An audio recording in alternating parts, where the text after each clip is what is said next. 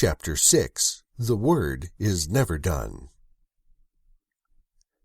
In the Old Testament prophets, we read of all the troubles they had to face, but they still held on to what was good for the will of God. When we compare recorded events of the past with real-life events of today, we see that there are equivalent issues that have been going on since the very beginning of time. The egotistic concepts and ideas in our times mirror deceptions from ages past. Solomon wrote that there is nothing new under the sun, and it is still true. Ecclesiastes 1:9.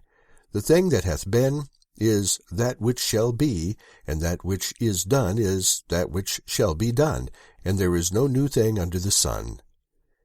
After he takes us out of the fire, and we are looking beautiful, even then he is not done with us. The work always continues until our change comes. God's ways are so divergent. He desires for us to be transformed by the renewing of our minds so that we will stay that way.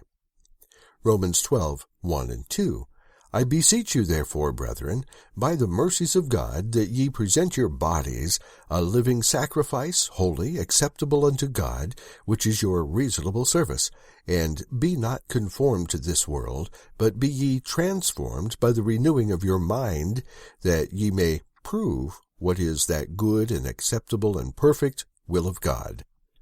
Transformation is necessary to help us thwart the traps of Satan and the lusts of our flesh and the world. Those who say that God is understanding of our wallowing in sin, that he will not allow judgment to be executed on our lives, are only self-deceived. Here is a warning that the Apostle Paul wrote to the people of Galatia.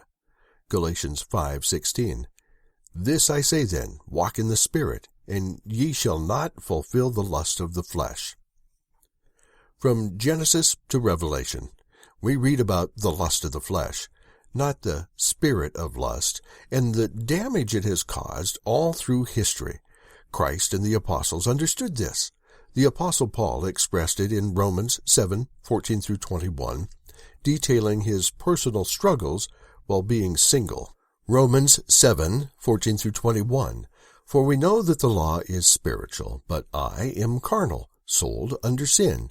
For that which I do, I allow not. For what I would, that do I not. But what I hate, that do I.